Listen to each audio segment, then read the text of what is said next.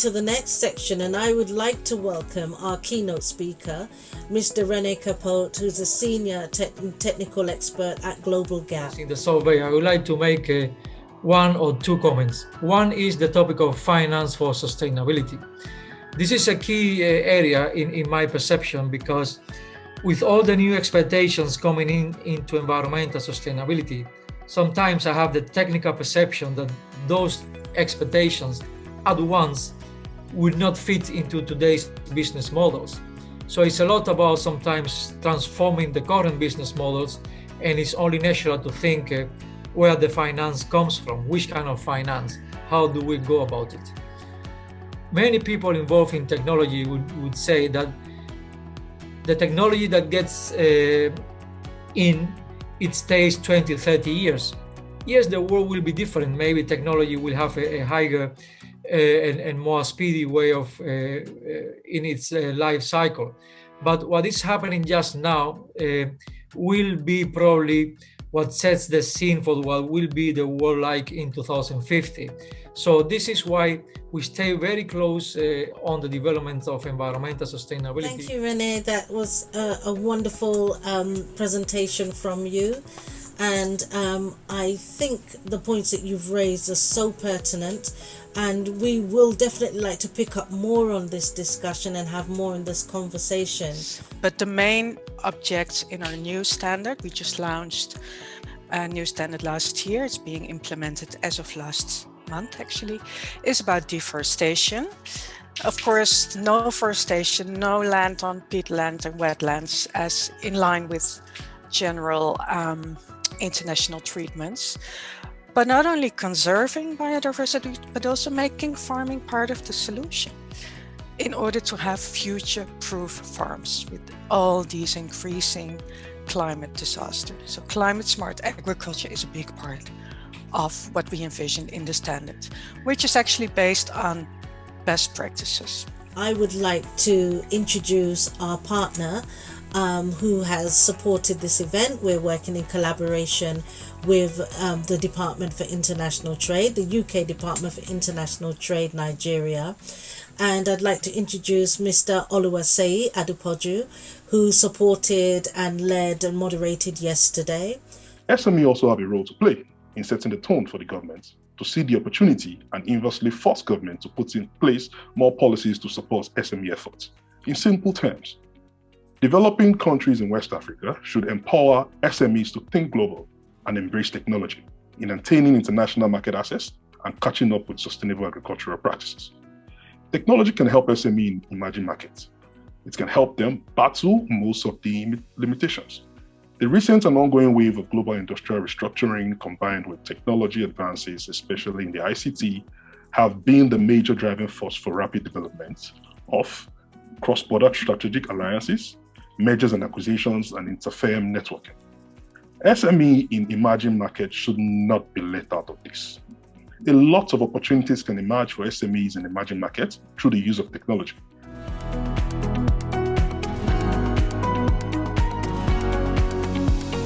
Maybe my colleague Pia might want to tell at least one of the examples, maybe from some of the countries where Global Gap smallholders in Europe is very active, maybe Italy, just in regard to governance, how they come into our business proposition. Pia, would you like to mention briefly anything regarding that?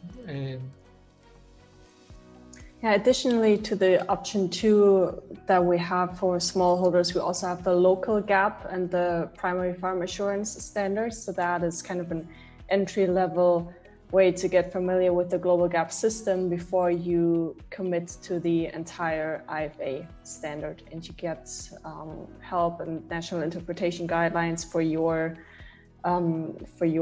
producer reality, for example. So that's a way for an entrance into the global gap system additionally.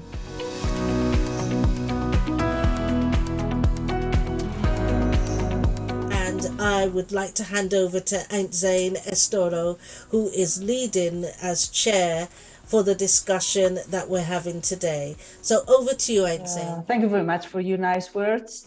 I have to say that I'm a bit overwhelmed by the experience of the members of this panel. And I think this is a great opportunity to share with the audience today all your experiences and insights. I would like to ask you about your insights on low-cost innovation for West African countries to face the challenges, the environmental risk assessment in agriculture. So through group management and management on the whole, you can significantly reduce the cost of how you go about complying with some of these environmental risk management criteria. In addition to the farms in Malawi, we also had a processing plant that was making banana and mango puree. On the organic farm, we were taking the banana peels along with the grass that was on farm solution. We were accessing local manure from livestock farmers and bringing in grain husk from local milling factories to make compost. And again, that compost not only improved soil fertility, aeration, reduced the impact of floods and droughts, but also minimized nutrient inputs. The advantages is that we have less waste, as I was saying, benefit increase when we recover pulp, and we have more knowledge. That is also part of the sustainability. It means we are in accordance with the sustainability principles. Means if we include, when we project some agricultural plan or project, if we put together this agro-industry, is going to give us a more sustainability project and a more sustainable growth. Keeping up this philosophy, more sustainable farming has to engage with biodiversity. It has to have a very, very responsible use of the soil and soil's preservation. So it has to do a lot with the correct use of fertilizer and energy use, but not only the use of fertilizers. There has to be a deeper knowledge of just how the soil works without fertilizers, before fertilizers, and then as we understand more properly how the soil works and what can we do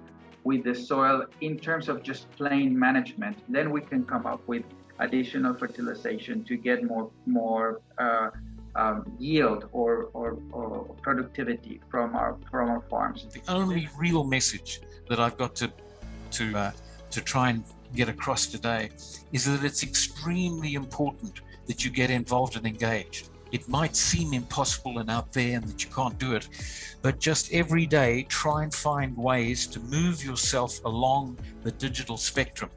Get connected. Use your smartphone, your iPhone. If you don't have it available, find ways, because it's going to be there very, very quickly. And I think along with those technologies will be the possibility of engaging the young people, if you like, which is one of the problems that you've talked about. But also to start moving compliance from being a negative to a positive, using it as a continuous improvement process, ability to benchmark, ability to track progress as we're going along, the ability to train and develop auditors that are of better quality, and the ability to actually harvest this data so that we can feed the consultants that are helping people improve their business and so on. So these past 2 days, we have seen almost 28 speakers, well experienced professionals coming together, talking about West Africa. I really, really appreciate that. It's a dream come true for us, and I look forward to working with you in collaboration. Thank you. I would, in closing, just want to thank the Department for International Trade, who have really supported us in this partnership, and Agro Nigeria, who have, as today, come and made their contributions, as you would see. So thank you so much, Laurel. and we'll see everybody, attendees, panelists, anybody who wants to be part of the afternoon session today. Please log back in for the masterclasses. There will be 3 masterclasses taking place, and every one of them is going to be transformational in terms of your growth and your development. Thank you. Goodbye.